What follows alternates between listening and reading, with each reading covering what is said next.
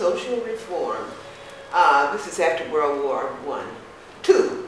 The Socialist Labor Party won an overwhelming victory in elections of July 26, 1945, and Winston Churchill resigned as premier.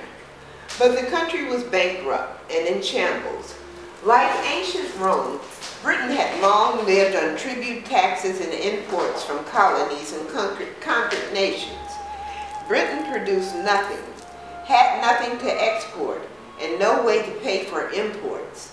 The Socialist Labor Party nationalized or confiscated privately owned railroads, coal mines, roads, docks, harbors, and electric companies.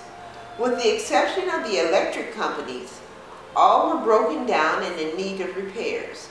The Labor Party nationalized all hospitals and established free, comprehensive medical care for all citizens.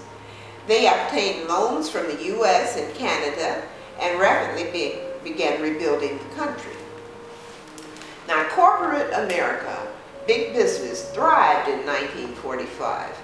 German technology and science produced a wealth of new products: watches, cameras, optical and polarized lens and glass, auto cells, and highway construction was steadily increasing. Large commercial farms in the U.S. working population were productive and growing. American businesses constantly sought new markets, new products, and raw materials. Civil war erupted in China in 1945 as a communistic native population rebelled against an unpopular, westernized, nationalist government of traders who received U.S. military and financial support. Now, blacks were still second-class citizens in every area of American life in 1947, but they were better off than Navajo Indians of Arizona and New Mexico. A bitter winter in 1947-1948 left the Indians starving, but the U.S. government denied them relief because their communal lifestyle was un-American. At the same time, Congress provided $400 million for military and economic aid to Greece, Turkey, and Israel, and over $12 million in aid to nations of Western Europe. Now, Britain withdrew from the empire it created between 1600 and 1940 AD. Mohandas Gandhi led the movement for India's independence. In 1948, Britain withdrew from Palestine and the Suez Canal, and the British Empire fell, toppled by World War II. The U.S. rose to dominance, taking over Britain's place. Okay, now, most villages or agricultural communes in communist countries are largely self-sufficient, with few markets for trade. Therefore, U.S. traders consistently tried to start revolutions which overthrow communist governments. The U.S. uses high-tech weaponry and armies that include many slave-descendant Chicanos and blacks, like those from Robbins, who fought in World War II, Korea, and Vietnam. And then the U.S. seeks to establish free democracies with free trade. The free democracies are controlled with U.S. dollars and corruption.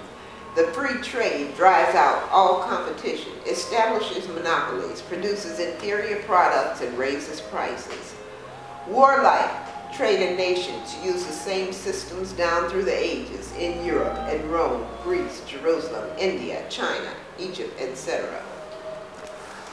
Now, between 1947 and 1953, U.S. Representative Richard Milhous Nixon and Billy Graham, a Baptist fundamentalist minister, grew to national prominence and gained reputations for opposing communism. Billy Graham was from Charlotte, North Carolina, home of the Family Dollar headquarters. At the time, it was the Future. Now, most blacks opposed Nixon, but supported Billy Graham. My mother opposed Nixon because my father did. Now, Dad had an 8th grade education, but was extremely intelligent. Mom had either 2 years of high school or 1 year of college. was extremely slow in comparison to Dad. Dad made all financial decisions and treated Mom like a child. She didn't work and had no control over finances. Dad gave her an allowance to run the household. Dad was ruler of the house. Now, slave-bred societies are patriarchal.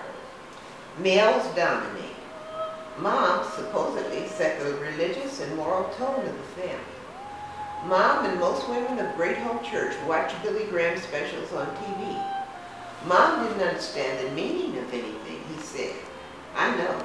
I took notes and questioned her until she angrily said I was trying to trick her, refused to answer. Now, Mom wanted to be a good Christian example for her children, but she didn't know who to follow, and so she determined to do as Billy Graham said. Mrs. Ratliff and Mrs. Roberts, two neighbors in Mom's age group, attended other Baptist churches and spoke against communism, saying, in communist countries you can't even have a Bible. Now, both women collected Bibles. One said she had over 20. I asked how many she had read, and she became offended and stated, I read and memorize a verse every week. Now, neither lady could read above the level of a fourth grader. Now, Soviets exploded an atomic bomb in August 1949. On October 1st, 1949, the People's Republic of China proclaimed rule of mainland China, and the fear of communism intensified and spread in America. Defense spending rose sharply after World War II, which was still during Truman's administration. At that time, the government became closely connected to big international corporations and scientific communities of weapon makers, such as General Electric and Dow Chemical. Now, Dow Chemical, headquartered in Midland, Michigan, manufactures chemical weapons such as mustard gas used in World War II, and napalm and Agent Orange used in Vietnam. Agent Orange causes abnormally high incidences of abortion, birth defects, skin diseases, and cancer. Dow Chemical paid $180 million in compensation to U.S. veterans for disabilities caused by exposure to Agent Orange. Nothing was paid to Vietnamese soldiers or civilians. Now, in 1950, the U.S. became involved in Vietnam. 1. 2, they interfered in the Civil War in Korea. And 3, they increased social and welfare benefits, moving the U.S. toward a welfare state in order to breed armies. Now, meanwhile, Nixon and Graham staged a mass propaganda campaign against communists. Graham was acknowledged as the chief spokesman for British fundamentalists, and he associated and socialized with Truman, Eisenhower, and Nixon. Ethel and Julius Rosenberg were members of the Communist Party. In 1951, the Rosenbergs were brought to trial and convicted of transmitting military secrets to Russia. The nation applauded Nixon, and he became General Eisenhower's running mate. After his election in 1952, Eisenhower decided to rely on atomic weapons rather than combat forces as a key to American defense. Secretary of State Dulles developed a policy known as massive retaliation for offenses to the U.S. Eisenhower expressed commitment to war in Southeast Asia in his address to the nation. The freedom we cherish and defend in Europe and in the Americas is no different from the freedom that is imperiled in Asia. And you look at this poor woman coming home. This is in the Korean War. To her house is nothing but a shell. She's got a baby strapped on her back. And this is the uniform of the American soldiers during the Korean War. Okay. Now, Edison General merged with two other electric companies in 1892 to form General Electric Company, GE, one of the largest corporations in the world. Its products include jet engines, aerospace equipment, appliances, medical imaging equipment, and nuclear reactors. Starting around 1952, a substantial portion of GE's sales were to the U.S. Department of Defense. Now, Ronald Reagan attended Eureka College, a very mediocre school where Reagan was a mediocre C student. Reagan became a successful actor, but his movie career was declining in the 1950s, and he became a traveling spokesman for GE, as well as host of General Electric Theater, a popular television show that generally ended with a moral lesson. Reagan was a liberal Democrat until hired by GE. He then became an ultra-conservative Republican. In 1954, the U.S. Central Intelligence Agency, the CIA, helped overthrow the Guatemalan government, gave military advice and financial aid to South Vietnam. And 3, the U.S. Supreme Court ruled that racially segregated schools were unconstitutional. The U.S. officially entered the Vietnam War in 1955 to halt the spread of communism. Okay, the U.S. was prosperous and productive in the 1950s, even though money concentrated in the hands of the very rich, affluent society. People left the farms in the 1950s. The poor moved to cities, and the middle class moved to the suburbs. Housing, construction, and sales rose on the chart. The duplex homes and Keller School were built in Robbins. The schools in the southern U.S. and parts of the north remained segregated in spite of the Supreme Court ruling because whites violently resisted school integration. This was a time of Lucy and gun smoke.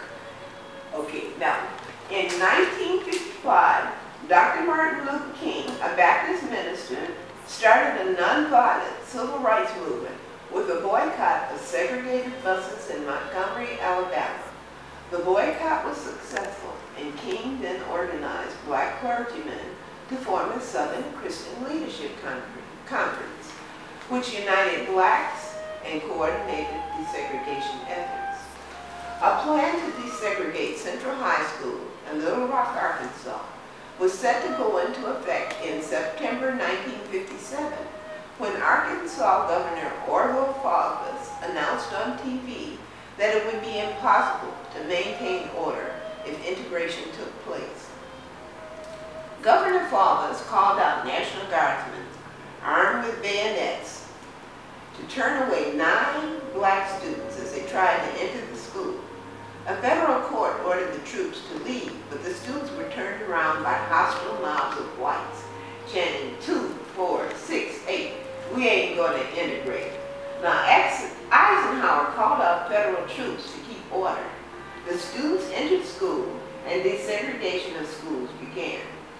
Now, I like this little picture with this little girl and all these men walking to protect her. Okay, now, the U.S. population increased and generally prospered during the Eisenhower years. Unemployment rose in 1957, 1958, but dropped in 1958 when the U.S. supplied military forces to prop up a tottering pro-U.S. government in Lebanon. Now, Fidel Castro overthrew pro-U.S. dictator Batista in January 1959. Now, Castro immediately confiscated private properties. Much of it was held by major American corporations that had dominated the Cuban economy since the Spanish-American